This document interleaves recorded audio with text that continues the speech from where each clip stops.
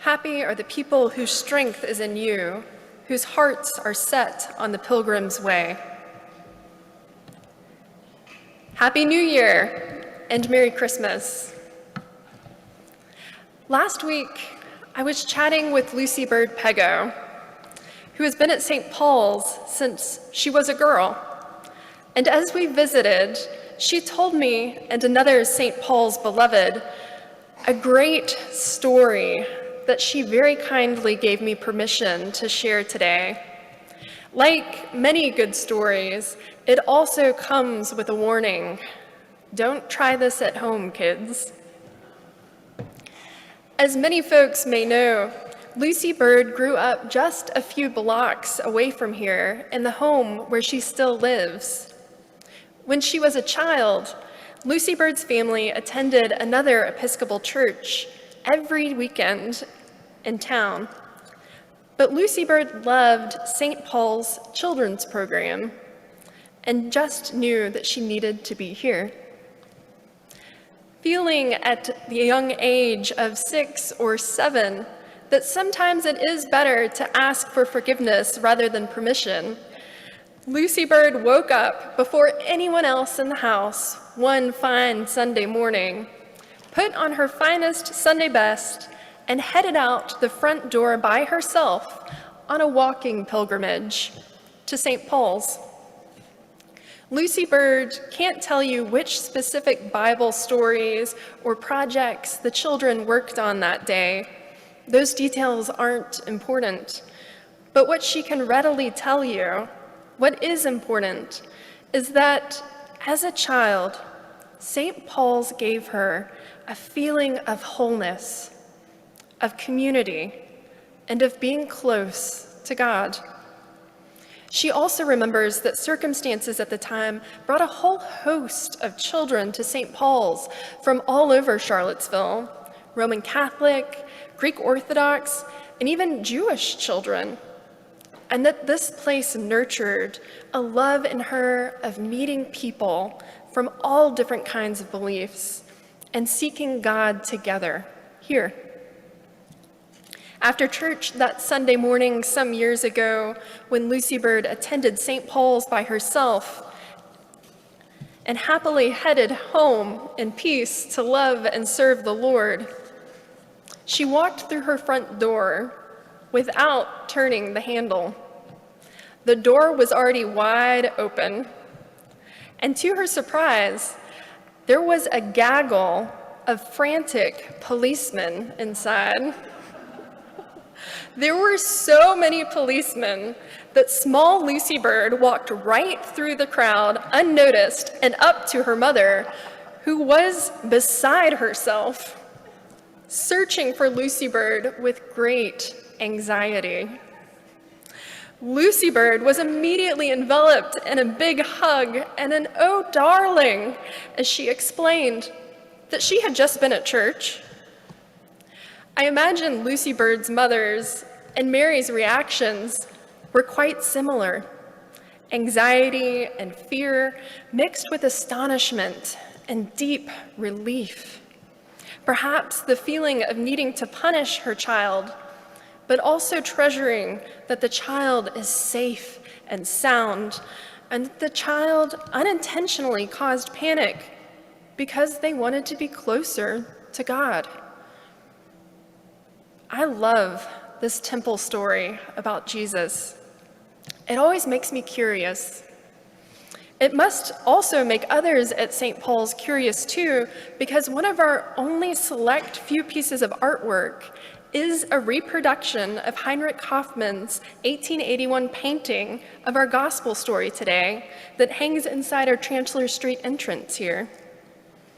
As Christians, we have stories of Jesus as a baby and Jesus in his full-fledged adult ministry. But this story is really the only glimpse that the Bible gives us into how the baby Jesus grew into an adult rabbi whom we meet on the shores and roads of Galilee in the Gospels. In this story, we see that children's and teenager spirituality deeply matters. and I would love to explore this together. But the Pilgrim's Road brings me to another way. Today, as COVID numbers surge yet again, and we need to adjust yet again, what stands out to me in this story are all the interruptions in it. Pilgrimages, like the one Jesus' family made to Jerusalem for the Passover, are intentional interruptions to daily life to help us see God more clearly. On the way home, Mary's and Joseph's journey is interrupted for days by having to search for Jesus.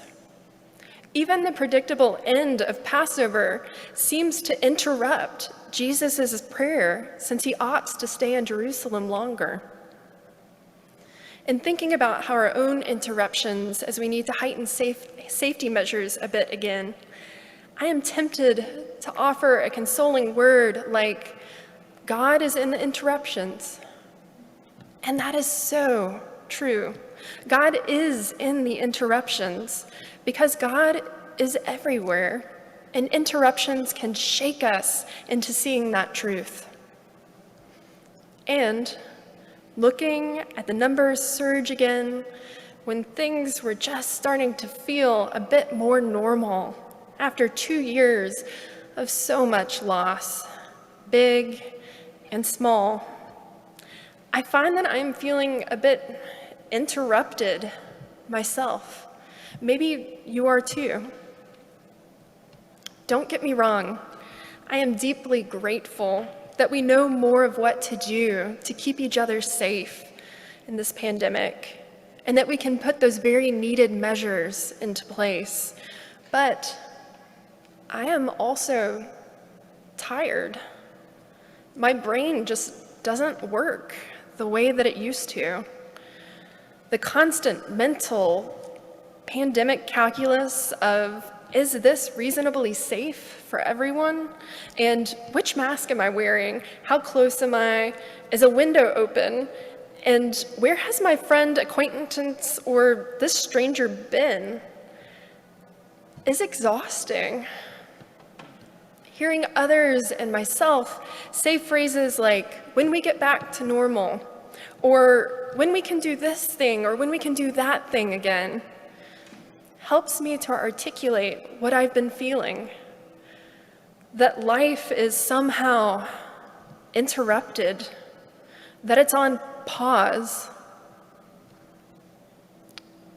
But the truth is that life has not been interrupted at all. This is life. It's just taken a turn that we didn't expect. It's not the life that we expected.